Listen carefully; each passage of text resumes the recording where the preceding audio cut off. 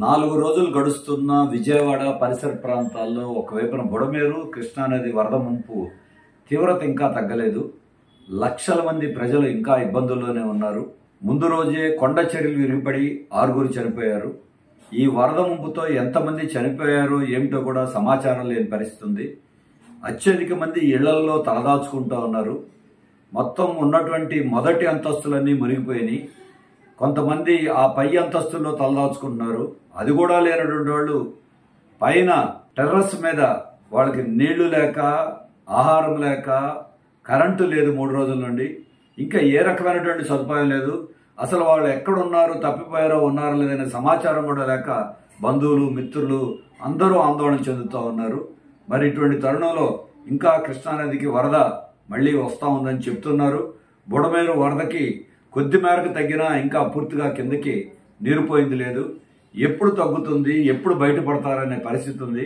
మరి ప్రభుత్వం ఇటువంటి సందర్భాల్లో 3 రోజులు 4 రోజులు గడిచినా తీవ్రతకు అనుగుణంగా స్పందన కనపట్లేదు. కనీసం జనం అడుగుతుంది, మాకు ఇళ్లలో ఉన్నాం, పడవల్లోనో ఇంకో రూపంలో నీళ్లు పంపండి, లేదు తినటానికి భోజనం పంపండి, లేదు పాలు పంపండి అంటే మొత్తం పెద్ద సంఖ్యలో దాతలు ఇస్తున్నారు. కానీ అవన్నీ బయటే ఉండిపోతున్నాయి. లోపలికి పంపించే మార్గాలు లేవు. పడవలు కావాల్సిన ఏర్పాటు చేయలేరా? రెండోది, వాటిని ఒక్కొక్క వార్డుకి, ఒక్కొక్క ఏరియాకి ఐఏఎస్ అధికారుల్ని, మంత్రులను కేటాయించామన్నారు. ఒక వార్డును ఒక ఐఏఎస్ అధికారి పర్యవేక్షణ చేసి ప్రతి ఇంటికి నీళ్లు అందించగలిగినటువంటి పరిస్థితి లేదా? ఎందుకు ప్రభుత్వం వైఫల్యం చెందుతుంది? ముఖ్యమంత్రి గారు ఇంట్లో ఉన్నారా, లేకపోతే కలెక్టర్ కార్యాలయం ఉన్నారా, లేదా ఆయన స్పందించట్లేదనే సమస్య కాదు. యంత్రాంగం కిందకి వెళ్ళాలి, దాన్ని ప్రభుత్వం నడిపించాలి, ఉన్నటువంటి వ్యవస్థ నడిపించాలి. ఇది ఉన్నటువంటిది.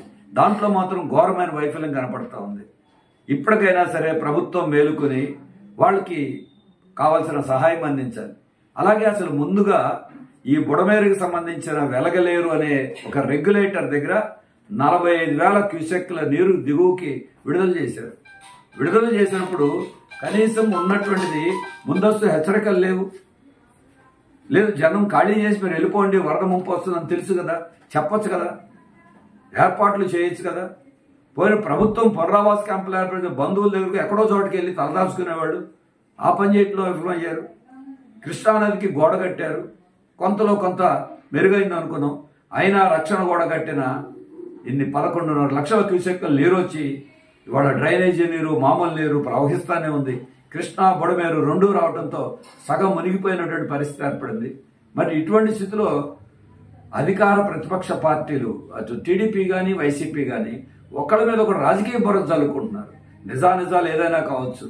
చంద్రబాబు నాయుడు గారు ఇంటి కోసమే బుడమేరు వదిలారని జగన్ గారు చెప్తే వైసీపీ వాళ్ళు కుట్ర పన్నుతున్నారు. ఐపీఎస్, పోలీసు అధికారులు కూడా ప్రభుత్వాన్ని బదనాం చేయాలని చెప్పేసి కావాల్సిన ఇబ్బందులు కలిగిస్తున్నారని ప్రభుత్వ నేతలే చెప్తా ఉంటే ఇంకా అసలు మీరు ఏదో వరద సహాయం మీద విమర్శలు చేయండి, తప్పనిసరిగా విమర్శలు చేయొచ్చు. కానీ ఇటువంటి పద్ధతిలో రాష్ట్రంలో ఏం జరుగుతుందో, ఏది నిజమో అబద్ధమో, జనం వరదల్లో ఉంటే గత ప్రభుత్వ వైఫల్యం నిజమే, అంతకుముందు తెలుగుదేశం ప్రభుత్వ వైఫల్యం, మొత్తానికి ఇద్దరూ కలిసి రాష్ట్రంలో ఉన్నటువంటి పరిస్థితిలో ఉంది. వీటిని పక్కన పెట్టి ప్రభుత్వం ఈ పార్టీలని రాజకీయంగా ఎదుర్కోవాల్సింది ఎవరైనా తప్పులు ఒప్పులు ఉంటే, కానీ ప్రజలను ఆదుకోవటం మీద దృష్టి పెట్టాలి. సిపిఎం అందుకనే మేము సహాయ కార్యక్రమాలు, సేవా కార్యక్రమాల్లో అటు భోజనం పంపిణీ కానీ, రొట్టెల పంపిణీ కానీ, బాధితులకు అండగా నిలబడటంలో కానీ, ప్రభుత్వ అధికారుల దృష్టికి సమస్యలు తీసుకురావటంలోనూ మా వంతు ప్రయత్నం మేము చేస్తూనే ఉన్నాం.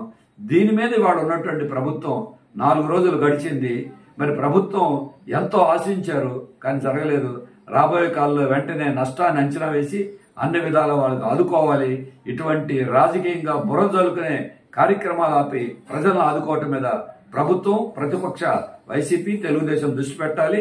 వాటిల్ని గమనించడంలో లోపాలుంటే ఖచ్చితంగా ఎత్తి చూపాల్సిందే. మేము కూడా లోపాలు ఎత్తి చూపుతాం, పోరాడతాం. రాష్ట్రంలో కూడా అనేక చోట్ల ఉన్న ఈ పరిస్థితిని నివారించాలి, సహాయం చేయాలని ప్రభుత్వానికి మేము విజ్ఞప్తి చేస్తున్నాం. కేంద్ర ప్రభుత్వం మాకేమీ సంబంధం లేదని కూర్చోవటం కాదు, జాతీయ విపత్తని ఒక మాట చెప్పి ఊరుకోవటం కాదు, వెంటనే 10,000 కోట్ల రూపాయల తక్షణ సహాయం ఇవ్వాలి. ఎందుకు హెలికాప్టర్లు కావాల్సిన పంపరు, మెకానికల్ బోట్లు ఎందుకు పంపరు? మిగతా ఇవన్నీ కూడా యుద్ధ ప్రాతిపదిక మీద ప్రభుత్వం, ఆంధ్రప్రదేశ్ అంటే మీకేం పట్టదా? ప్రభుత్వంలో ఉన్నారు టీడీపీ జనసేన కూడా, ఒత్తిడి తీసుకురండి. అందరూ కలిపి కేంద్రము రాష్ట్రము కలిసి ఇంత విపత్తు ఏనాడు రాంది ఆదుకోవటమే దృష్టి పెట్టాలని మేము సవినయంగా విజ్ఞప్తి చేస్తాం.